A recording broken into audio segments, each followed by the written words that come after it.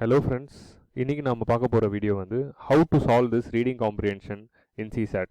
So paper 2ல வர இந்த CSATல ரீடிங் காம்ப்ரிஹென்ஷன் பார்ட் வந்து தமிழ் வழி படித்த வந்த மாணவர்களுக்கு பெரும்பாலும் இது வந்து ரொம்ப கஷ்டமான ஒரு மைல்கல்லாக தான் இருக்குது. இதை கடந்து போகிறதுங்கிறது மிக கடினமாக இருக்குது. ஏன் அது கடினமாக இருக்குன்னா, நிறைய பேரால் இந்த காம்ப்ரிஹென்ஷனை ஒழுங்காக புரிஞ்சிக்க முடியல. காம்ப்ரிஹென்ஷனை ஒழுங்காக புரிஞ்சுக்கிட்டாலும், அதாவது அந்த பேசேஜஸ் ஒழுங்காக புரிஞ்சுக்கிட்டாலும், கேள்விகளுக்கு பதில் அளிக்கும்போது நிறைய ஆம்பிகுவிட்டிஸ் வருது. அந்த பதில் சரியா, இந்த பதில் சரியானு. ஸோ இந்த மாதிரி நிறைய ஆம்பிகுவிட்டிஸ்லையும் நிறைய பேர் இருக்காங்க. ப்ளஸ் வந்து அந்த பேசேஜஸும் வந்து 2015 கொஞ்சம் டிஃபிகல்ட் ஆக ஆரம்பிச்சிருச்சு. ஸோ 2014 வரைக்கும் எப்படி இருந்ததுன்னா, 2014 ப்ரிலிமினரியில் வரைக்கும் CSAT வந்து it was considered for entire 200 mark. It wasn't a qualifying paper, it was a merit paper. So entire 200 மார்க்கும் கன்சிடர் பண்ணிட்டு இருந்தாங்க. ஸோ நிறைய பேர் வந்து GSல கம்மி மார்க் எடுத்தாலும் CSATல, அதாவது இன்ஜினியரிங் படித்து நல்ல இங்கிலீஷ் பேக்ரவுண்டில் இருக்கவங்க CSATலேயே வந்து 180, 190 ஸ்கோர் பண்ணிவிட்டு ஈஸியாக வந்து ப்ரிலிமினரி கிளியர் பண்ணிட்டு போயிட்டு இருந்தாங்க. ஸோ 2015 இந்த டிஸ்கிரிபன்சியை சால்வ் பண்ணுறதுக்கு UPSC என்ன பண்ணாங்க, they made CSAT a qualifying paper. So CSAT qualifying paper ஆக்கின உடனே வாட் தே செட் வாஸ், அதாவது 66 மார்க் அவுட் ஆஃப் 200 எடுத்தால் குவாலிஃபைட், அதாவது 33%. ஸோ 33% எடுத்தால் போதும், தட் இஸ் 65 அவுட் ஆஃப் 200 எடுத்தால் போதுங்கிற மாதிரி சொல்லிட்டாங்க. ஸோ இந்த பேப்பரில் 66 மார்க் எடுத்தால் தான் நம்மளோட GS பேப்பர் வந்து கரெக்ட் பண்ணுவாங்க. ஸோ GS பேப்பர் மார்க் வச்சுட்டு people will clear the mains. So இந்த மாதிரி ஒரு சிஸ்டம் மாற்றிட்டாங்க. ஸோ இந்த மாதிரி CSAT குவாலிஃபைங் மாற்றினதுனால UPSC பேரலாக என்ன பண்ணாங்க, UPSC பொறுத்த வரைக்கும் ஆப்டிடியூட் ரொம்ப முக்கியம். But people were protesting to remove this CSAT paper. So அதனால் இதை குவாலிஃபைங் ஆக்கிட்டாங்க. ஸோ குவாலிஃபைங் ஆக்கணுன்னு என்ன பண்ணாங்க, உடனே 2015 இந்த ரீடிங் காம்ப்ரிஹென்ஷன் பார்ட்டை ரொம்ப டிஃபிகல்ட் ஆக்கிட்டாங்க. ஏன்னா பேசிக் இங்கிலீஷ் நாலேஜ் கண்டிப்பாக எல்லாருக்கும் இருக்கணும், தோஸ் ஹூ ஆர் ரைட்டிங் எல்லாருக்கும் இருக்கணுங்கிற அந்த இன்டென்ஷனில் இந்த ரீடிங் காம்ப்ரிஹென்ஷன் பார்ட்டை ரொம்ப டிஃபிகல்ட் ஆக்கிட்டாங்க. இந்த ரீடிங் காம்ப்ரிஹென்ஷன் பார்ட்டை வந்து டிஃபிகல்ட் ஆக்கினதுனால என்ன ஆயிடுச்சு, முன்னாடி ஒரு பேசேஜ் கொடுத்துட்டு ஒரு ஈஸியான பேசேஜ் கொடுப்பாங்க, இதுலேருந்து 3 கொஸ்டின் இல்லை சம்டைம்ஸ் 4 கொஸ்டின் கேட்பாங்க. பட் 2015 என்ன ஆயிடுச்சு, ஒரு பேசேஜ் கொடுத்துட்டு ஒரு கேள்வி கேட்க ஆரம்பிச்சிட்டாங்க. தோராயமாக வந்து CSATல வந்து 80 கேள்வி கேட்டாங்கன்னா 30 கேள்வி வந்து ரீடிங் காம்ப்ரிஹென்ஷன்லேருந்து வரும். இந்த 30 கேள்விக்கு 30 பேசேஜஸ் கொடுக்க ஆரம்பிச்சிட்டாங்க. ஒரு பேசேஜும் ரொம்ப டிஃபிகல்ட்டாகவும் கொடுக்க ஆரம்பிச்சிட்டாங்க. ஸோ அதனாலேயே வந்து நிறைய பேரால் என்ன பண்ண முடிஞ்சுது, GSல கிளியர் பண்ணுற அளவுக்கு நாலேஜ் இருந்தாலும் இந்த CSATல கிளியர் பண்ணிட்டு போக முடியாமல் நிறைய பேருக்கு இது ஒரு தடங்கலாக இருக்குது. ஸோ இந்த வீடியோவில் நம்ம என்ன பார்க்க போகிறோம்னா, a few techniques to solve the reading comprehension. ஒரு சில சிம்பிள் டெக்னிக்ஸ் இருக்குது. அந்த டெக்னிக்ஸை மட்டும் புரிஞ்சிட்டோம்னா நம்ம ஈஸியாக அதை சால்வ் பண்ணிடலாம். Okay, so let us understand these few techniques to solve the reading comprehension. So இன்றைக்கி நம்ம வீடியோவில் என்ன பார்க்க போகிறோம்னா, இந்த ரீடிங் காம்ப்ரிஹென்ஷன் பார்ட்டை எப்படி நம்ம ஈஸியாக சால்வ் பண்ணலாம். So what are the techniques we can use to solve. So அந்த ஒரு சில பேசிக் டெக்னிக்ஸை தான் இன்றைக்கி நான் உங்களுக்கு எக்ஸ்பிளைன் பண்ண போகிறேன். So before going into the techniques, let us understand what is comprehension. So காம்ப்ரிஹென்ஷன்னா என்ன? Comprehension means to ability to understand something. So எதையாவது ஒன்றத்தை கொடுத்தா அதை புரிஞ்சிக்கிற தன்மை தான் வந்து காம்ப்ரிஹென்ஷன். ஸோ இங்கே நமக்கு என்ன தராங்க, நமக்கு எக்ஸாமில் ஒரு பேசேஜ் தராங்க.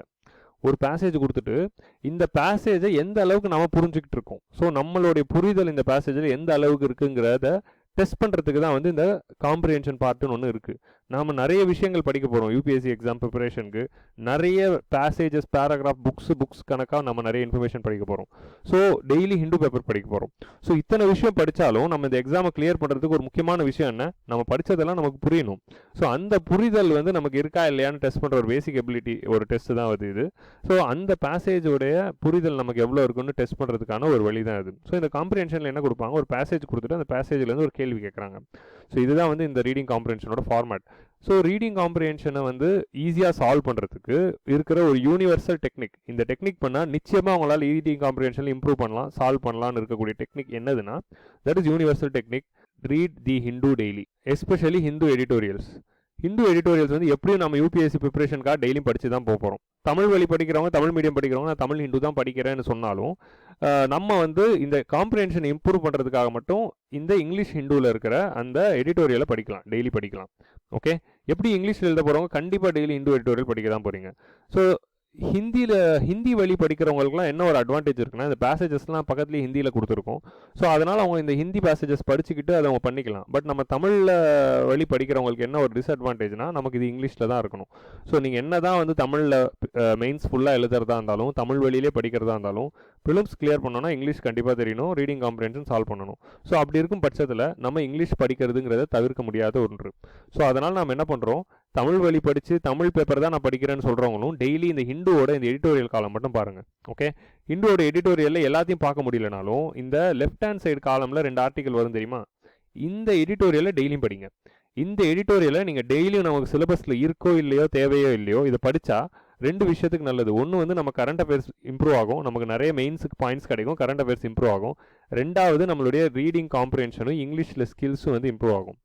ஸோ கண்டிப்பாக வந்து இந்த எடிட்டோரியல்ஸை படித்து இதை புரிஞ்சுக்க ட்ரை பண்ணுறோம்ல, இதை டெய்லியும் நாம் படித்து புரிஞ்சுக்க ட்ரை பண்ணோன்னா 300 நாள் படிச்சிங்கன்னா என்ன ஆகும்? 300 நாளுக்கு 600 ஆர்டிக்கல் படிச்சிருப்பீங்க. அந்த 600 ஆர்டிக்கல் நீங்கள் படித்து புரிஞ்சுக்கிறதுங்கிறது தான் இந்த சிசாட்டுக்கு இருக்கிற பெஸ்ட் ப்ராக்டிஸ். அதை விட சிறந்த ப்ராக்டிஸ் எதுவுமே இல்லை. ஸோ நீங்கள் டெய்லி என்ன பண்ணுறீங்கன்னா, இந்த ஹிந்து பேப்பரில் இருக்கிற இந்த எடிட்டோரியலில் எடுத்துக்கிட்டு, இல்லை இந்த எடிட்டோரியல் எப்படி கேட்பாங்கன்னா, இந்த எடிட்டோரியலே வந்து 2 பேசேஜ் ஃபார்மேட்டில் வரும். மேலே ஒரு பேசேஜ் இருக்கும், கீழே ஒரு பேசேஜ் இருக்கும். மேலே இருக்கிற பேசேஜ் வந்து அந்த பிரச்சனை டெய்லி வந்து ஒரு இஷ்யூ பற்றி எழுதுவாங்க, அந்த இஷ்யூ என்னங்கிறது சொல்லும். ஓகே, அந்த இஷ்யூ என்ன, அந்த இஷ்யூனால இப்போ என்ன நடந்துகிட்டு இருக்கு. கீழே இருக்க பேசேஜ் என்ன சொல்லும், அந்த இஷ்யூவோட வே ஃபார்வர்டு என்ன, இந்த இஷ்யூவை சால்வ் பண்ணுறதுக்கு அடுத்து என்ன பண்ணலாம், அடுத்து என்ன எதை நோக்கி போகலாங்கிறது சொல்லும்.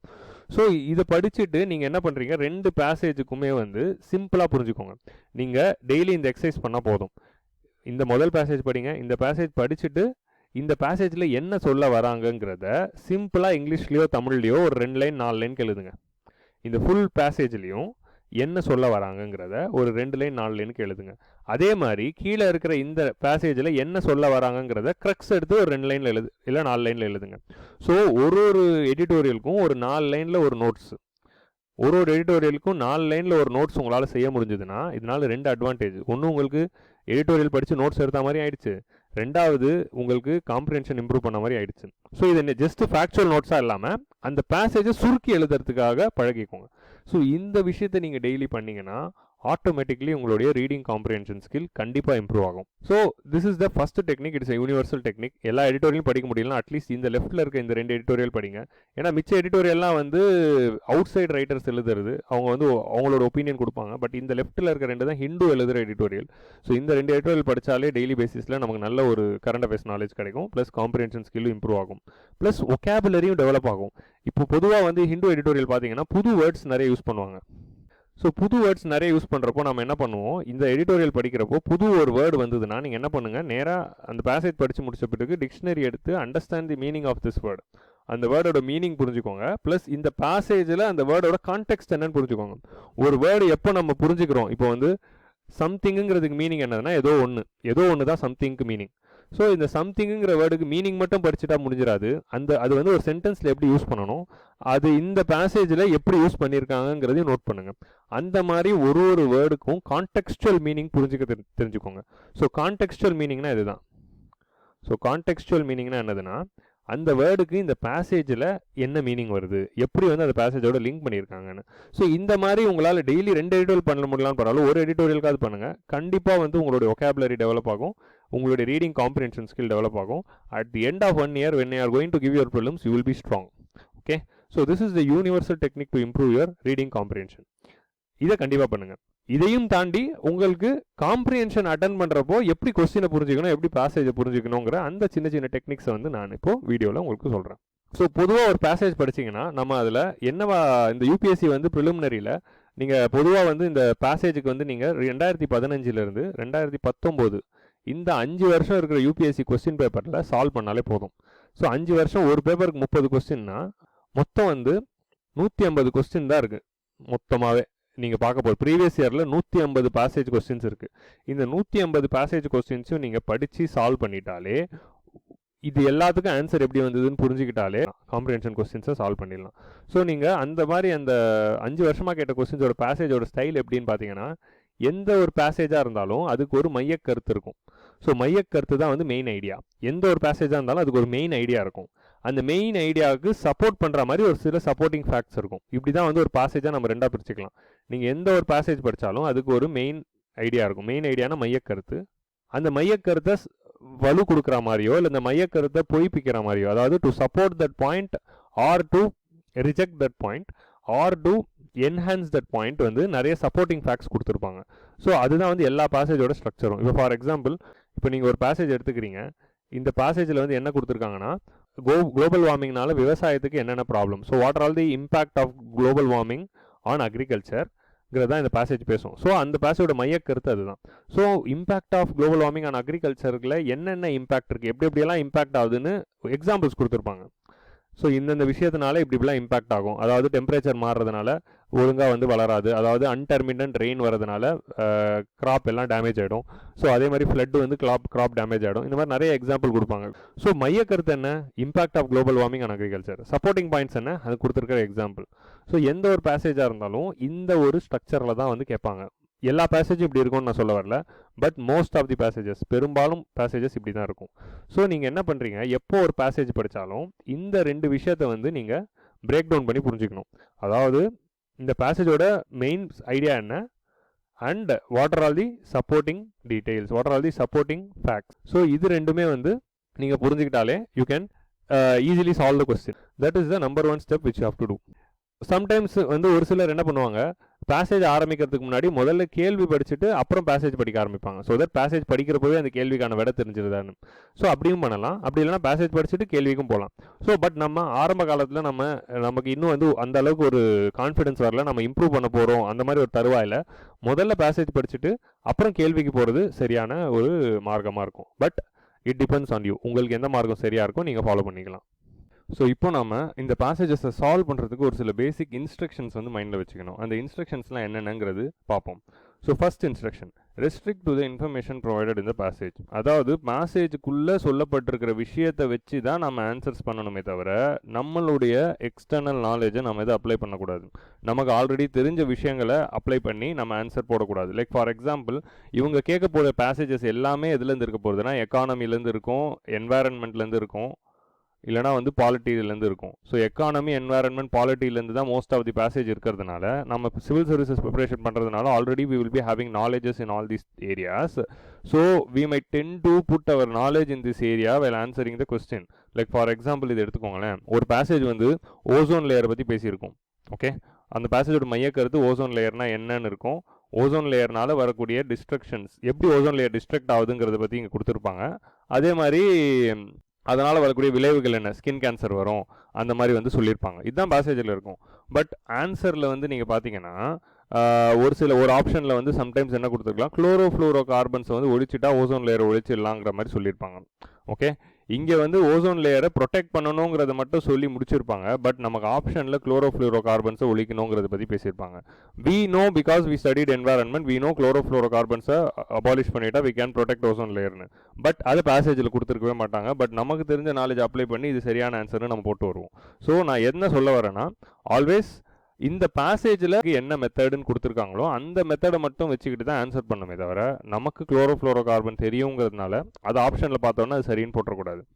பேசேஜில் வந்து சூரியன் வந்து மேற்கில் தான் உதிக்குது, the sun is rising in the வெஸ்ட்னு சொன்னாலும் நம்பணும், the sun is rising in வெஸ்ட்னு சொன்னாலும் we have to believe. So Vadivel சொன்ன மாதிரி தான், புருஷன் சொன்னால் 1 2 4ன்னு அவர் சொன்னால் நம்பணும்னு அவர் வந்து சொல்லுவார். அந்த மாதிரி வந்து இங்கே என்ன சொல்கிறாங்க, சன் இஸ் ரைசிங் இந்த வெஸ்ட்னு பேசேஜில் இருந்தாலும் அதுதான் உண்மைன்னு வச்சுக்கிட்டு நம்ம சால்வ் பண்ணணுமே தவிர நம்மளுடைய நாலேஜை வந்து நம்ம போடக்கூடாது. This is the lesson number 1. So instruction number 2 வந்து avoid extreme position. So avoiding extreme பொசிஷனுக்கு மீனிங் என்னதுன்னா, சம்டைம்ஸ் வந்து நம்ம ஆன்சர் செலக்ட் பண்ணுறப்போ ஒரு சில ஸ்டேட்மெண்ட்டில் இந்த மாதிரி வேர்ட்ஸ் இருக்கும், always, all, only, okay, every nation in the world is corrupt or every politician is corrupt, இந்த மாதிரி ஒரு வேர்டு இருக்கும். பட் பேசேஜில் வந்து சம் பாலிட்டிஷியன்ஸ் ஆர் கரப்ட்னு கொடுத்துருப்பாங்க, some politicians are corrupt and some are still genuine கொடுத்துருப்பாங்க. But ஆப்ஷனில் every politicians are கரப்ட்னு இருக்கும். நெவர் இட் வில் ஹேப்பன், அந்த மாதிரி வந்து ஒரு ஸ்டேட்மெண்ட் இருக்கும். Every nations must follow these கைட்லைன்ஸ்னு கொடுத்துருப்பாங்க. ஸோ பேசேஜில் டெவலப்பிங் நேஷன்ஸ் மஸ்ட் ஃபாலோன்னு கொடுத்துருக்கலாம், பட் இங்கே வந்து எவ்ரி நேஷன் மஸ்ட் ஃபாலோன்னு கொடுத்துருப்பாங்க. Have to, only. ஸோ இந்த மாதிரி எக்ஸ்ட்ரீமான வேர்ட்ஸ் வந்து நீங்கள் பார்த்தீங்கன்னா நீங்கள் என்ன பண்ணணும், யூ ஹேவ் டு ஹோல்ட் தேர். அங்கேயே ஹோல்ட் பண்ணி அங்கேயே நிறுத்தி இந்த ஸ்டேட்மெண்ட்டை திருப்பி படித்து இது சரிதானான்னு இன்னொரு வாட்டி வெரிஃபை பண்ணணும். ஸோ 90% ஆஃப் தி கேசஸில் வந்து என்ன நடக்குதுன்னா, இந்த மாதிரி வந்து வேர்ட்ஸ் இருக்கிற ஸ்டேட்மெண்ட்ஸ் வந்து சரியான ஆன்சராக இருக்கிறது இல்லை. பட் 10% ஸ்டில் அது சரியாக இருக்குதான். பட் 90% அது சரியாக இல்லாததுனால நம்ம இந்த மாதிரி வந்து ஒரு ஸ்டேட்மெண்ட் வந்ததுன்னா அதை காஷியஸாக பார்க்கணும். ஓகே, எக்ஸ்ட்ரீம் பொசிஷன் எப்போ வந்தாலும் always take a caution. So that is the next rule which you have to follow. All the politicians are கரப்ட்னு வந்தாலே நம்ம ஹோல்ட் பண்ணிடணும். உண்மையாகவே பேசேஜில் ஆல் தி பொலிட்டிஷியன்ஸ் தான் கொடுத்துருக்காங்களா இல்லை சம் பொலிட்டிஷியன்ஸ் கொடுத்துருக்காங்களாங்கிறத வெரிஃபை பண்ணிவிட்டு வரணும். So this is the second important instruction which you have to follow. So நம்ம அடுத்து பார்க்க போகிறது என்னதுன்னா generalization versus specification. So generalization and ஸ்பெசிஃபிகேஷனில் என்னதுன்னா பேசேஜில் ஒரு சில டைம் வந்து ஜென்ரலைஸ்டாக ஒரு விஷயத்தை கொடுத்துருப்பாங்க, பட் ஆப்ஷனில் கேட்குறப்போ அது ஸ்பெசிஃபைடாக போயிருக்கும். இதுக்கு ஆர் வைசி வெர்சா. இப்போ சம்டைம் பேசேஜில் சம்திங் ஸ்பெசிஃபிக்காக கொடுத்துருப்பாங்க, ஆனால் ஆன்சரில் போகிறப்போ ஜென்ரலைஸ்டாக இருக்கும். லைக் ஃபார் எக்ஸாம்பிள் பேசேஜில் வந்து அவங்க வந்து டெவலப்பிங் நேஷன்ஸோட ப்ராப்ளம்ஸ் பற்றி பேசியிருப்பாங்க. ஓகே, டெவலப்பிங் நேஷன்ஸ்னு பொதுவான அவங்களுடைய ப்ராப்ளம்ஸ் பற்றி பேசியிருப்பாங்க, பட் ஆன்சரில் இந்தியான்னு இருக்கும். பேசேஜில் இந்தியாங்கிறத பற்றி அவங்க மென்ஷன் பண்ணியிருக்கவே மாட்டாங்க, டெவலப்பிங் நேஷன்ஸ் கிட்ட இருக்க ப்ராப்ளம் தான் பண்ணியிருப்பாங்க. பட் நம்ம அது படிக்கிறப்போ நம்மளால் இந்தியாவோட ரிலேட் பண்ணிக்க முடியும். ஆன்சரில் இந்தியா இஸ் சஃபரிங் தட்டுன்னு கொடுத்துருப்பாங்க. ஸோ பேசேஜில் இந்தியா பற்றி பேசாதப்போ நாம் அது எப்படி சரியான பதிலாக ஏற்றுக்க முடியும்? ஸோ பேசேஜில் இங்கே ஜென்ரலைஸ்டாக டெவலப்பிங் நேஷன் பற்றி இருக்குது, பட் ஆப்ஷனில் இந்தியா பற்றி இருக்குது. ஸோ இந்த மாதிரி வந்து ஜென்ரலைஸ்டாக கொடுத்துருக்கிறத ஸ்பெசிஃபைடாக கொடுத்து நம்ம கன்ஃபியூஸ் பண்ணலாம். ஸோ அப்படி இருக்கிறப்போ you have to be very careful. பேசேஜில் ஜென்ரலாக பொதுவாக ஒரு சாரார் பற்றி பேசியிருக்காங்களா, இல்லைனா வந்து ஸ்பெசிஃபிக்காக ஒரு சிலர் பற்றி பேசியிருக்காங்களாங்கிறத பற்றி நம்ம கிளியராக எப்போவுமே அண்டர்ஸ்டாண்ட் பண்ணிக்கணும். Okay, so that is another important instruction which you have to have in mind. But sometime vice versa நடக்கலாம். ஸோ பேசேஜில் வந்து இந்தியாவில் பாவர்ட்டி இருக்குது, இந்தியாவில் ஹங்கர் இருக்குது, இந்தியா இஸ் ஃபேஸிங் சர்டன் ப்ராப்ளம்ஸ்னு கொடுத்துருக்கலாம். ஆனால் ஆப்ஷன்ஸில் கொடுக்குறப்போ ஜென்ரலைஸாக கொடுத்துருக்கலாம், developing nations are having poverty, இல்லைனா வந்து சம் அதர் டெவலப்பிங் நேஷன்ஸ் பற்றி கொடுத்துருக்கலாம். ஸோ அப்படி இருந்து they can confuse you by generalization versus specification. So அடுத்தது இம்பார்ட்டன்ட் இன்ஸ்ட்ரக்ஷன் வந்து to differentiate between the possibility and certainty. பாசிபிலிட்டினா ஒன்று நிச்சயமாக நடக்கக்கூடும், ஸோ நடக்கக்கூடும் ஆர் நடக்கலாம்னு இருக்கும். சர்டனிட்டினா நிச்சயம் நடக்கும் அப்படின்னு சொல்கிறது. ஸோ ஃபார் எக்ஸாம்பிள் வந்து பேசேஜில் வந்து they would have given an example like if we are not implementing the Paris agreement, Paris agreement implement பண்ணலன்னா we might face the sea level might increase ன்னு சொல்லியிருப்பாங்க. sea level might increase, droughts might come or may come, or unseasonal rainfalls may come. அந்த மாதிரி மே will அந்த மாதிரி வந்து it might கம்னு பாசிபிலிட்டியை சொல்லக்கூடிய வேர்ட்ஸ் இருக்கும், லைக் மே, மைட்டு. ஸோ இந்த மாதிரி வந்து பாசிபிலிட்டியை குறிக்கக்கூடிய வேர்ட்ஸை யூஸ் பண்ணியிருப்பாங்க. பட் ஸ்டேட்மெண்ட்ஸ் கொடுக்குறப்போ சர்டனிட்டி இருக்கும். லைக் ஸ்டேட்மெண்ட்ஸில் என்னன்னு கொடுத்துருப்பாங்க, if we are not implementing Paris agreement it will lead to sea level rise, it will lead to sea level rise ன்னு இருக்கும். Or surely it will leave, அந்த மாதிரி வந்து சர்டனாக சொல்லியிருப்பாங்க. ஷுவர்லி இட் வில் அந்த மாதிரி வந்து சர்டனாக அது நடக்குங்கிறத ஸ்ட்ரெஸ் பண்ணி சொல்லியிருப்பாங்க. ஸோ நம்ம பேசேஜில் வந்து பாசிபிலிட்டி பற்றி சொல்லிட்டு ஸ்டேட்மெண்ட்ஸில் வந்து சர்டனிட்டி அதாவது நிச்சயம் நடக்கும்னு சொன்னால் அது தப்பு. ஸோ இங்கே பாசிபிலிட்டி பற்றி பேசியிருந்தாங்கன்னா ஆன்சரும் possibility it might, it may அந்த மாதிரி ஒரு ஆன்சரை தான் வந்து நம்ம செலக்ட் பண்ணணும். ஓகே, ஸோ இந்த பாசிபிலிட்டிக்கும் சர்டனிட்டிக்கும் உள்ள டிஃப்ரென்ஸ் வந்து நம்ம பேசேஜில் ஐடென்டிஃபை பண்ணணும். ஸோ இந்த ஏரியாவில் வந்து we have to be careful. These are all the areas where we will make mistake. ஒன்று வந்து இந்த ஆல் ஒன்லின்னு எக்ஸ்ட்ரீமான பொசிஷன்ஸை மிஸ் பண்ணிட்டோம்னா, இல்லை இந்த ஜென்ரலைசேஷன் அண்ட் ஸ்பெசிஃபிகேஷனுங்கிற அந்த விஷயத்தை மிஸ் பண்ணிட்டாலோ, இல்லை இந்த பாசிபிலிட்டி அண்ட் சர்டனிட்டிக்குள்ள டிஃப்ரென்சஸை நம்மளால் ஐடென்டிஃபை பண்ண முடியலனாலோ we might make mistake. So be careful. So அடுத்த இம்பார்ட்டன்ட் இன்ஸ்ட்ரக்ஷன்ஸ் என்னதுன்னா eliminate the wrong answer before arriving the right answer. So இது வந்து இந்த அட்வைஸ் வந்து it is applicable even for the preliminary GS. So GS paper 1க்கும் வந்து நம்ம இதை ஃபாலோ பண்ணிக்கலாம். என்னதுன்னா நம்ம வந்து ஏபிசிடின்னு 3 ஆப்ஷன் இருக்குது. ஏபிசிடியில் நமக்கு சி தான் சரியான விடைன்னு தோணுதுன்னு வச்சுக்கோங்க, இதுதான் சரியான ஆன்சராக இருக்கும்னு தோணுச்சுன்னா நம்ம டேரெக்டாக இதை வந்து மார்க் பண்ணிடக்கூடாது. நமக்கு ஏ பி டி வந்து தப்புன்னு நிச்சயமாக தெரிஞ்சிருக்கணும். ஸோ நம்ம ஏ தப்பு, பி தப்பு, டி தப்பு, ஸோ சி தான் சரியாக இருக்கணும்ன்ட்டு இப்படி தான் வந்து ஒரு ஆன்சர் கொண்டு வரணும். நம்ம சி தான் சரின்னு எந்த அளவுக்கு நிச்சயமாக சொல்கிறோமோ அதை விட அதிக நிச்சயமாக மிச்சம் 3மே தப்புங்கிறதுல நம்ம வந்து கவனமாக இருக்கணும். ஸோ மிச்சம் 3மே தப்புங்கிறதுல நம்ம கவனமாக இருந்துட்டோம்னா நிச்சயமாக சி தான் வந்து சரியாக இருக்குங்கிறது இன்னும் அஷ்யூர் ஆகும். So it is always better to eliminate the wrong answers first and then arrive at the right answer. So sometimes என்ன ஆகிடும், நம்ம வந்து 2 ராங் ஆன்சர்ஸை ஃபஸ்ட்டு எலிமினேட் பண்ணிட்டோம்னா இப்போ சியும் டியும் மட்டும் நம்மக்கிட்ட இருக்கும், ஏவும் பி வந்து தப்புன்னு எலிமினேட் பண்ணிடும்னு வச்சுக்கோங்க. இப்போ C correct answer D correct ஆன்சராக இருக்கலாங்கிற டவுட் நமக்கு இருக்கும். ஸோ இது ரெண்டும் டவுட்டில் இருக்கிறப்போ நம்ம ஷோராக இது ரெண்டுத்தில் ஏதோ ஒன்றத்தை வந்து நம்ம ஷோர் ஷார்ட்டாக டிடியூஸ் பண்ணிடலாம். Okay, so it is always better to eliminate the wrong once before arriving the right. இந்த அட்வைஸ் வந்து நம்ம ஜிஎஸ்லையும் ஃபாலோ பண்ணிக்கலாம். Okay, so do this elimination thing. நம்ம ஒரு கொஸ்டினை பார்த்தாலே ஃபஸ்ட்டு எலிமினேட் பண்ணிடணும். நம்ம ஒரு சில சாம்பிள் பேசேஜஸை வந்து சால்வ் பண்ணுறப்போ இது எல்லாத்துக்கும் எப்படி நம்ம அப்ளை பண்ணலாங்கிறதுக்கு நான் உங்களுக்கு எக்ஸாம்பிளோட செஞ்சு காட்டுறேன். Okay, so you have to be very careful while eliminating. So next important instruction என்னதுன்னா don't get panic about unknown Shashi Tharoor kind of words. பேசேஜில் சம்டைம்ஸ் வந்து அனக்ரோனிஸ்டிக், மேஸ்கார்டரிங் அந்த மாதிரி வந்து நமக்கு புரியாத ஒரு சில வேர்டு வரும், ஃப்ளாபர் கேஸ்டிங்னு. ஸோ அந்த மாதிரி ஒரு சசி தரூர் பேசுகிற மாதிரி ஒரு சில வேர்ட்ஸ் வந்து இந்தியாவில் வந்து நம்ம ஒன்று புரிஞ்சுக்கணும், சசி தரூர் தவிர வேறு யாருக்குமே புரியாது. அந்த மாதிரி வேர்ட்ஸ் வந்து பேசேஜஸில் வருதுன்னா அது எக்ஸாம் ப்ரிலிமினரி எழுதுகிற 4 லட்சம் பேரில் 4 பேருக்கு தான் தெரிஞ்சிருக்கும், சரியா? ஸோ மிச்சம் யாருக்குமே தெரிஞ்சிருக்காது, சசி தரூருக்கு மட்டும் தான் அது தெரிஞ்சிருக்கணும். ஸோ அந்த மாதிரி வேர்ட்ஸை வந்து பார்த்துட்டு நம்ம பதறிட்டு இந்த வேர்டு இருக்கிறதுனால இந்த பேசேஜே நமக்கு புரியாதுங்கிற மாதிரி ஒரு மைண்ட் ஸ்டேட்டுக்கு வரக்கூடாது. ஓகே, மோஸ்ட் ஆஃப் தி கேசஸில் வந்து இந்த வேர்டோட மீனிங் தெரியலனாலும் நமக்கு பேசேஜோட மையக்கருத்தை புரிஞ்சிக்கிறதுக்கான வழி இருக்கும். கண்டிப்பாக இந்த பேசேஜோட மீனிங் தெரியாமல், இந்த வேர்டோட மீனிங் தெரியாமலே நம்மளால் இந்த மையக்கருத்தை புரிஞ்சிக்க கூடும். ஆர் சம்டைம்ஸ் நமக்கு அந்த வேர்டோட மீனிங்கே தெரியலனாலும் நம்மளால் கான்டெக்ஸ்டுவல் மீனிங்கை கொண்டு வர முடியும். இந்த பேசேஜில் வந்து லைக் ஃபார் எக்ஸாம்பிள் இந்த வேர்டு வரும்போது இது கூட வரக்கூடிய ஸ்டேட்மெண்ட் என்ன, இதுக்கு அடுத்த வரக்கூடிய ஸ்டேட்மெண்ட் என்னங்கிறது படிச்சுக்கிட்டாலே இந்த வேர்டு வந்து இதை பற்றி தான் சொல்ல வருதுங்கிறத நம்மளால் யூகிக்க முடியும். ஸோ அந்த மாதிரி கான்டெக்ஸ்டுவல் மீனிங்கை வந்து நம்மளால் அண்டர்ஸ்டாண்ட் பண்ணிக்க முடியும். Okay, so most of the cases வந்து இந்த வேர்டோட மீனிங் புரியலனாலும் நம்மளால் பேசேஜுக்கான ஆன்சர் கண்டுபிடிக்க முடியும். அப்படி இல்லைனா கான்டெக்ஸ்டுவல் மீனிங்கை கண்டிப்பாக கண்டுபிடிக்க முடியும். ஸோ அந்த மாதிரி இருக்கும் பட்சத்தில் நம்ம இந்த மாதிரி unknown Shashi Tharoor kind of வேர்ட்ஸை பார்த்து பயந்து இது நமக்கு வராதுன்னு முடிவு பண்ணிடக்கூடாது. ஓகே, ஸோ இந்த கான்டெக்ஸ்டுவல் மீனிங்கை எப்படி கண்டுபிடிக்கிறது, இந்த வேர்டோட மீனிங் தெரியலனாலும் எப்படி நம்மளால் சரியாக பண்ணுறது, அது எப்படி இம்ப்ரூவ் பண்ணுறது, அதுக்கு கண்டிப்பாக நாம டெய்லி ஹிந்து பேப்பர் படிக்கிறதுனாலையும் டெய்லி நிறைய படிக்கிறதுனாலையும் மட்டும் தான் வரும். So more the number of passages you solve, more number of editorials you study, more your ability to understand your English will increase, more your reading comprehension skill will increase. So அதுதான் வந்து natural thing. So நம்ம இந்த மாதிரி unknown வேர்ட்ஸை பார்த்து பதறக்கூடாது. This is the next important instruction. And final instruction is continuity of previous passage. இந்த continuity of previous passage என்னன்னா, இது என்னுடைய பர்சனல் எக்ஸ்பீரியன்ஸ் தான். மிச்ச எல்லா பாயிண்ட்டும் வந்து நான் ஃப்ரெண்ட்ஸ் கூட டிஸ்கஸ் பண்ணி கண்டுபிடிச்சேன். பட் இந்த கடைசி பாயிண்ட் வந்து நான் என்னுடைய பர்சனல் எக்ஸ்பீரியன்ஸில் ஒன்று கவனிச்சது என்னதுன்னா, ஸோ 2018 and 19 வந்து இந்த சிசாட் எக்ஸாமில் வந்து ஒரு வித்தியாசமான ஒரு ட்ரெண்டை பார்த்தேன்.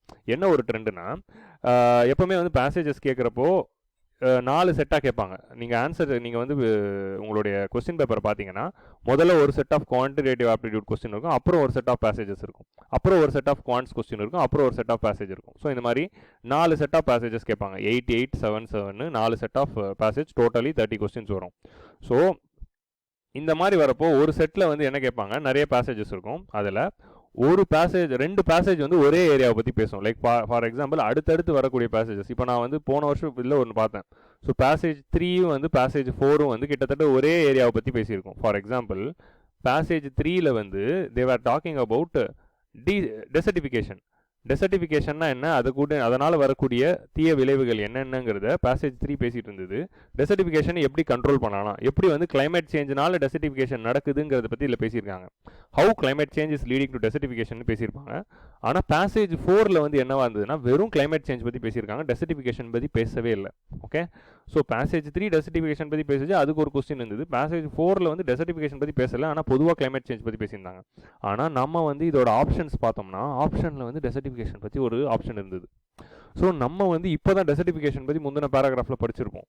அதே ஞாபகத்தில் இதுலேயும் டெசர்டிஃபிகேஷன் பற்றி பேசியிருக்காங்கிற ஞாபகத்தில் இதுவும் சரின்னு போட்டிருப்போம். ஸோ அப்படி இருக்கிறப்போ நம்ம என்ன பண்ணணும், எப்போவுமே வந்து ஒரு பேசேஜுக்கான ஆன்சரை கண்டுபிடிக்கிறப்போ இது இந்த பேசேஜுக்குரிய பாயிண்ட் தானாங்கிறதுல தெளிவாக இருக்கணும். அதனால தான் பேசேஜ் படிக்கிறப்போ முக்கியமான பாயிண்டெல்லாம் அண்டர்லைன் பண்ணிகிட்டே படிக்கணும். இப்போ ஒரு பேசேஜ் படிக்கிறீங்கன்னா இந்த மாதிரி முக்கியமான பாயிண்ட்டை அண்டர்லைன் பண்ணிக்கணும். அண்டர்லைன் பண்ணிக்கிட்டே படிச்சிங்கன்னா நீங்கள் ஆன்சர் போடுறப்போ நீங்கள் அண்டர்லைன் பண்ணது ஒரு வாட்டி பார்த்துக்கிட்டிங்கன்னா இந்த பேசேஜ்லேருந்து தான் நான் இந்த ஆன்சரை டெடியூஸ் பண்ணேங்கிறதுல நீங்கள் தெளிவாக இருப்பீங்க. Okay, so always make sure that you are restricting to the passage given. So இந்த மாதிரி முந்தின பேசேஜில் கொடுத்த ஒரு விஷயத்த அடுத்த பேசேஜில் ஆப்ஷன்ஸில் கொடுத்து கன்ஃபியூஸ் பண்ணுறாங்க. இது வந்து நான் வந்து பர்சனலாக ஃபீல் பண்ணது. So you have to be careful about this too. Okay, so இந்த பேசிக் இன்ஸ்ட்ரக்ஷன்ஸ் எல்லாத்தையும் வந்து நீங்கள் ஒரு பேசேஜை சால்வ் பண்ணுறதுக்கு முன்னாடி மைண்டில் வச்சுக்கிட்டிங்கன்னா you can easily solve a passage. Okay, so have all these instructions in mind. So next topic which you are going to see is keywords. So இப்போ வந்து நம்ம பேசேஜை எப்படி அணுகணுங்கிறது பார்த்துட்டோம். இப்போ வந்து when they are giving a passage பொதுவாக என்ன பண்ணுவாங்க, ஒரு பேசேஜை கொடுத்துட்டு அதில் வந்து கொஸ்டின் கேட்குறாங்க. கொஸ்டின் எப்படி கேட்டிருக்காங்கன்னா, what is the inference, what is the most rational critical inference of the passage, what is the key message which author wants to consume, what is the key message which author wants to convey in the passage, what does this passage talks about, இந்த மாதிரி வந்து question கேட்குறாங்க.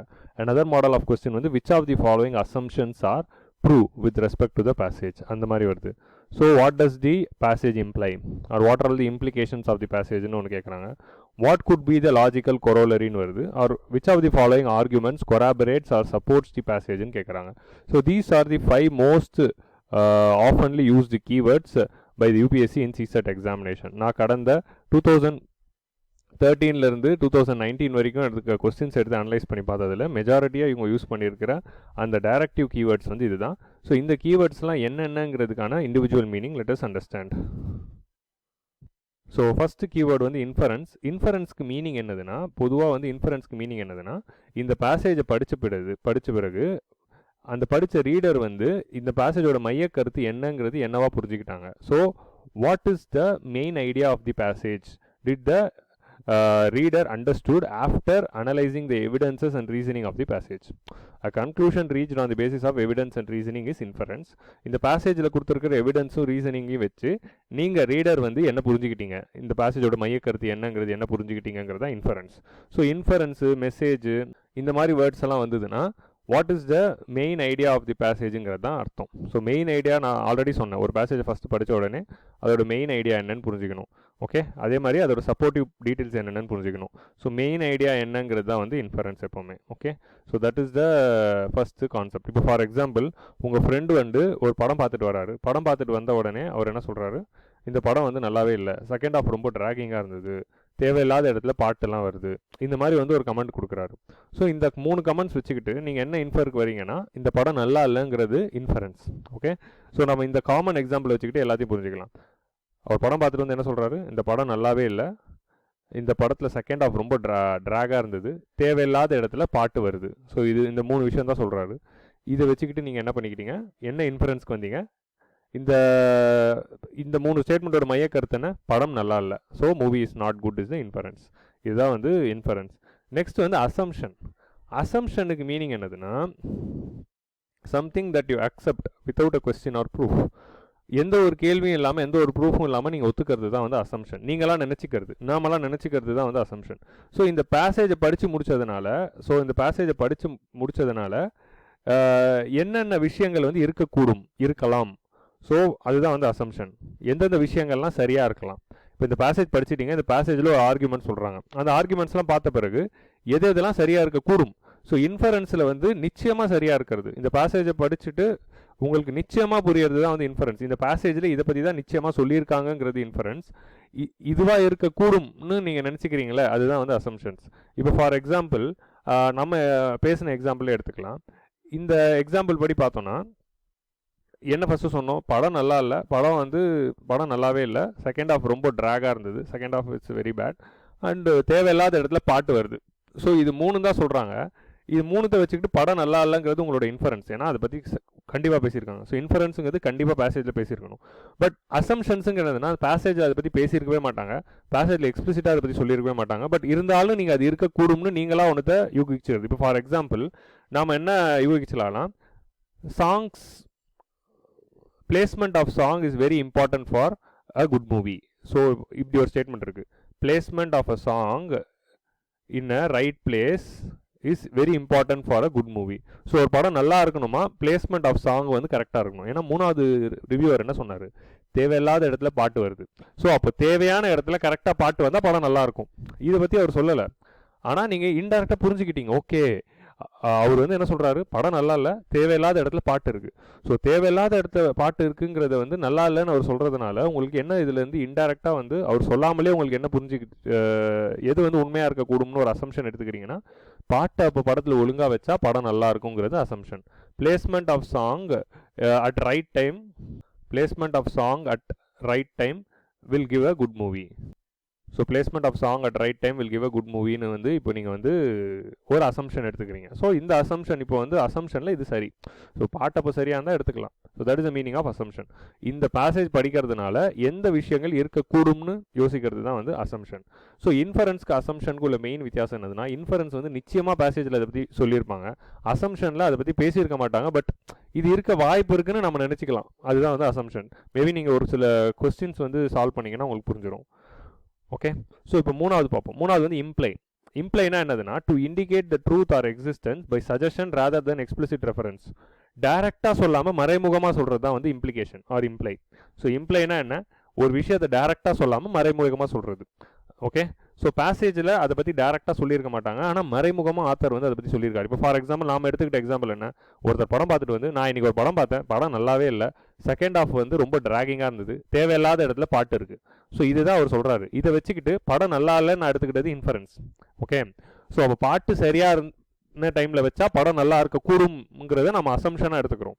So இப்போ implication இதுலேருந்து என்ன implication தெரியுதுன்னா, இதுக்கு implication ரைட்டான எக்ஸாம்பிள் வந்து first half was good. First half was குட்டுங்கிறது என்னது, ஃபர்ஸ்ட் ஆஃப் வாஸ் குட்டுங்கிறது இன்டைரக்ட் இம்ப்ளிகேஷன். ஆத்தர் வந்து அதை வந்து டைரக்டாக சொல்லலை, பட் இன்டைரக்டாக சொல்கிறாரு. எப்படி சொல்கிறாரு, படம் நல்லா இல்லை, செகண்ட் ஆஃப் வாஸ் ட்ராகிங், தேவையில்லாத இடத்துல பாட்டு இருக்குது. ஸோ செகண்ட் ஆஃப் வாஸ் ட்ராகிங்னு சொல்கிறதுனால என்ன மீனிங்னா, அப்போ ஃபர்ஸ்ட் ஆஃப் வாஸ் குட்டுன்னு தான் அர்த்தம். ஸோ ஃபர்ஸ்ட் ஆஃப் வாஸ் குட்டுங்கிறது ஆத்தர் வந்து சொல்லாமல் சொல்லியிருக்காரு. ஓகே, ஃபர்ஸ்ட் ஆஃப் நல்லா இருக்குது, செகண்ட் ஆஃப் ட்ராகிங்காக இருக்குது, அதனால் படம் நல்லா இல்லை. இதுதான் வந்து நடந்திருக்கு. ஆனால் வந்து ஆத்தர் வந்து நம்மக்கிட்ட பேசுகிறப்போ என்ன சொல்கிறாரு, ஃபர்ஸ்ட் ஆஃப் பற்றி பேசவே இல்லை. அவர் ஃபர்ஸ்ட் ஆஃப் பற்றி பேசவே இல்லைனாலும் நம்ம வந்து ஃபர்ஸ்ட் ஆஃப் நல்லா இருக்குங்கிறத நம்மளால் இம்ப்ளை பண்ண முடியும், ஏன்னா அந்த ஸ்டேட்மெண்ட்ஸ் வச்சு. ஸோ இம்ப்ளைனா என்னதுன்னா, to indicate the truth or existence of something rather than explicit reference. எக்ஸ்பிளிசிட்டாக ஒன்று சொல்லாமல் மறைமுகமாக சொல்கிறது இம்ப்ளிகேஷன். ஸோ இப்போ இந்த மூணுத்துக்கும் வித்தியாசம் என்ன, இன்ஃபரன்ஸ்னால் வந்து டேரெக்டாக வந்து ஒரு விஷயத்த சொல்கிறது, டேரெக்டாக அந்த பேசேஜோட மையக்கருத்து என்னங்கிறது டேரெக்டாக சொல்லியிருப்பாங்க, அதை டேரெக்டாக புரிஞ்சுக்கிறது இன்ஃபரன்ஸு. அசம்ஷன்னா என்னதுன்னா, இந்த பேசேஜ் படிக்கிறதுனால இன்டெரக்டாக அது இருக்கக்கூடும்னு நாமளே நினச்சிக்கிறது தான் வந்து அசம்ஷன். ஓகே, அசம்ஷனும் பேசேஜில் டேரெக்டாக சொல்லியிருக்க மாட்டாங்க, பட் நாமளாக நினச்சிக்கிறோம் இது இப்படி இருக்கலாம் அப்படி இருக்கலாம்னு. ஆனால் இம்ப்ளிகேஷன்னா என்னதுன்னா, ஒரு நிச்சயமான நடந்த ஒரு விஷயத்த சொல்லாமல் சொல்கிறது தான் இம்ப்ளிகேஷன். ஓகே, இன்டெரக்டாக சொல்லாமல் சொல்கிறது இம்ப்ளிகேஷன். ஸோ இது எல்லாத்துக்கும் எக்ஸாம்பிளோட பார்த்தீங்கன்னா I'm sure you will be understanding. நான் ஒரு பேசேஜோட பார்த்தோன்னா இன்னும் கிளியராக புரியும், but just have this in mind. First of நல்லா இருக்குங்கிறது உண்மை, ஃபர்ஸ்ட் ஆஃப் நல்லா இருந்திருக்கு, செகண்ட் ஆஃப் நல்லா இல்லை, அதனால தான் படம் நல்லா இல்லைன்றாரு. ஆனால் ஃபர்ஸ்ட் ஆஃப் நல்லா இருக்குங்கிறது அவர் சொல்லவே இல்லை, பட் இருந்தாலும் அது உண்மைங்கிறது நம்மளால் புரிஞ்சிக்க முடியுது, அதுதான் இம்ப்ளிகேஷன். ஸோ அசம்ஷனுக்கு இம்ப்ளிகேஷனுக்குள்ள வித்தியாசம் என்னதுன்னா, இம்ப்ளிகேஷன் வந்து நிச்சயமாக நடந்திருக்கும். So implication should be possible, உண்மையாக நடந்ததை தான் சொல்லுவாங்க. அசம்ஷன்ஸில் பாசிபிலிட்டியாகவும் இருக்கலாம், இல்லைனா வந்து இல்லாமலே இருக்கலாம். அந்த மாதிரி ஒரு விஷயத்தையும் நம்ம ட்ரூன்னு எடுத்துக்கலாம் அசம்ஷனில். So that is the difference. பாட்டு சரியாக இருந்தாலும் படம் நல்லா இல்லாமல் போகிறதுக்கான வாய்ப்பு இருக்குது தானே, ஸோ அது ட்ரூ தான். பட் பாட்டு சரியான டைமில் வச்சா படம் நல்லா இருக்கக்கூடுங்கிறது நம்மளுடைய அசம்ஷன், ஏன்னா பாட்டு சரியாக இல்லாததுனால படம் நல்லா இல்லைன்னு அவர் சொன்னதுனால. So that is the actual difference between these three statement. So இன்ஃபரன்ஸ்னால் என்ன, அந்த பேசேஜோட மையக்கருத்து என்ன, ஆத்தர் என்ன டைரக்டாக என்ன சொல்ல வராரு.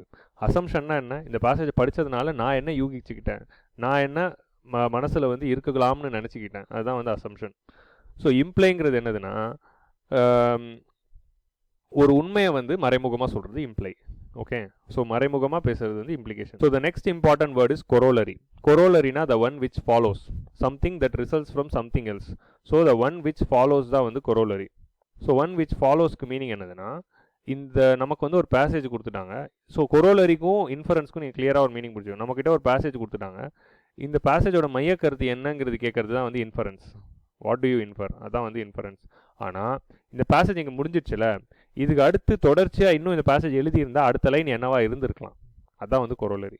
ஸோ இப்போ நீங்கள் பாருங்கள், ஒரு பேசேஜ் கொடுத்துருப்பாங்க, அது கடைசியாக லைனில் முடிஞ்சிருக்கும், முடிஞ்சு இதோட அடுத்த லைன் என்னவா இருக்கலாங்கிறதா வந்து கொரோலரி. ஸோ இந்த அடுத்தோட லைன் என்னவா இருக்கும்னா, இந்த பேசேஜோட சம்மந்தப்பட்டதாக இருக்கும், இந்த பேசேஜில் சொன்ன கருத்தோட ஒரு எக்ஸ்டென்ஷனாக இருக்கும். ஸோ அதான் வந்து corollary. Something that results from something else, இந்த பேசேஜோட கண்டினியூஷனாக நம்ம இன்னொரு ஸ்டேட்மெண்ட் எழுதணும்னா அது என்னவா இருக்கலாம், அதுதான் வந்து corollary which follows the passage. So இன்ஃபரன்ஸ்னா என்னதுன்னா, இந்த பேசேஜோட மையக்கருத்து. கொரோலரினா என்னதுன்னா, இந்த பேசேஜோட அடுத்த லைன் என்னவா இருக்கலாம், இந்த பேசேஜ் கண்டினியூ ஆச்சுன்னா என்னவா கண்டினியூ ஆகுங்கிறது தான் வந்து கொரோலரி. ஓகே, ஸோ ஃபைனலாக வந்து argument and corroborate. So argument and கொராபரேட்ஸ்க்கு மீனிங் என்னதுன்னா, ஆர்கியூமெண்ட்டுக்கு வந்து நீங்கள் வந்து பொதுவாக வந்து இந்த பேசேஜில் வந்து ஒரு கருத்து இருக்கும். எப்படி கொஸ்டின் கேட்பாங்கன்னா, ஒரு பேசேஜ் கொடுத்துட்டு இந்த பேசேஜ்க்கு ஒரு மெயின் ஐடியா ஒன்று இருக்கும். ஓகே, சப்போர்ட்டிங் பாயிண்ட்ஸ் ஒன்று இருக்கும். So main idea and supporting points ஒன்று இருக்கும். இந்த மெயின் ஐடியாவை சப்போர்ட் பண்ணுற மாதிரி இருக்கிறது தான் வந்து arguments or corroborate. So which of the following corroborates with the பேசேஜ்க்குன்னு ஒரு கொஸ்டின் இருக்குன்னா, அதுக்கு மீனிங் என்னன்னா, எந்த ஆர்கியூமெண்ட் கீழே கொடுத்துருக்கிற 4ல் வந்து எந்த ஆர்கியூமெண்ட் வந்து பேசேஜோட மையக்கருத்தை சப்போர்ட் பண்ணுது, அதுதான் வந்து corroborate. So which argument corroborates or which argument சப்போர்ட்ஸுங்கிற மாதிரி கொஸ்டின் வந்ததுன்னா, இதுக்கு மீனிங் என்னதுன்னா, பேசேஜோட மையக்கருத்தை எந்த 4 ஸ்டேட்மெண்ட் எந்த ஸ்டேட்மெண்ட் வந்து ஸ்ட்ரென்தன் பண்ணுங்கிறது தான் வந்து கொராபரேஷன். ஸோ இந்த 4 ஸ்டேட்மெண்ட்டில் எது ஸ்ட்ரென்தன் பண்ணும் அதான் வந்து corroboration. Reason or set of reasons to give support given in support of an idea. ஒரு ஐடியா கொடுத்துட்டு அதை சப்போர்ட்டிவாக சொல்கிறது தான் வந்து கொராபரேட்ஸ். இப்போ நம்ம வந்து பார்த்தோம், ஒரு மெயின் பேசேஜ் இருக்குது, ஒரு பேசேஜில் ஒரு மெயின் ஐடியா இருக்குது, சப்போர்ட்டிங் பாயிண்ட்ஸ் இருக்குது. இந்த சப்போர்ட்டிங் பாயிண்ட்ஸ் எல்லாமே வந்து it will be corroborating with main idea. ஏன்னா இந்த மெயின் ஐடியாவை சப்போர்ட் பண்ணுற மாதிரி தான் இந்த பாயிண்ட்ஸ் இருக்கும். ஸோ இந்த சப்போர்ட்டிவ் பாயிண்ட்ஸ்க்கு அடிஷ்னலாக என்ன பாயிண்ட் வேறு என்ன இருக்கலாங்கிறது தான் வந்து கொராபரேட்ஸ். ஓகே, ஸோ இப்போ இந்த பேசிக் டெர்மினாலஜி என்னென்னு புரிஞ்சுக்கிட்டு இருந்திருப்பீங்க. இது எல்லாத்தையும் எக்ஸாம்பிளோட நம்ம சால்வ் பண்ணுறப்போ உங்களுக்கு இன்னும் வந்து கிளியராக you will be understanding. So friends, we have come to the end of the part 1 of this video. இந்த வீடியோவில் நம்ம என்ன பார்த்தோம்னா a few techniques to solve the reading comprehension. அந்த ஒரு சில few techniques and tricks என்ன, அதை வச்சுட்டு எப்படி சால்வ் பண்ணலாங்கிறத பார்த்தோம். And we also saw the explanation for the words like inferenceனா என்ன, corollaryனா என்ன, assumptionனா என்ன, அந்த மாதிரி implyனா என்ன, இந்த மாதிரி வேர்ட்ஸ்க்கான மீனிங் என்னன்னு பார்த்தோம். ஸோ பார்ட் 2 வீடியோவில் நான் என்ன பண்ணியிருக்கேன்னா ஒரு கீவேர்டுக்கும் நான் ஒரு எக்ஸாம்பிள் பேசேஜ் எடுத்திருக்கேன். அதாவது I have taken this example passage from the previous year UPSC CSAT question. So CSAT கொஸ்டின்லேருந்து இன்ஃபரன்ஸ்க்கு 2 passage எடுத்து அதை எக்ஸ்பிளைன் பண்ணியிருக்கேன், ஹவு டு சால்வ் இட்டுன்னு. கொரோலரிக்கு ஒரு 2 பேசேஜ், அசம்ஷனுக்கு ஒரு 2 பேசேஜ். ஸோ இந்த மாதிரி ப்ராக்டிக்கலாக எக்ஸாம்பிள் பேசேஜ் எடுத்து சால்வ் பண்ணி இருக்கேன். ஸோ அந்த வீடியோ பார்த்தா இன்னும் உங்களுக்கு நல்ல கிளாரிட்டி கிடைக்கும். So please see the part 2 video for holistic understanding.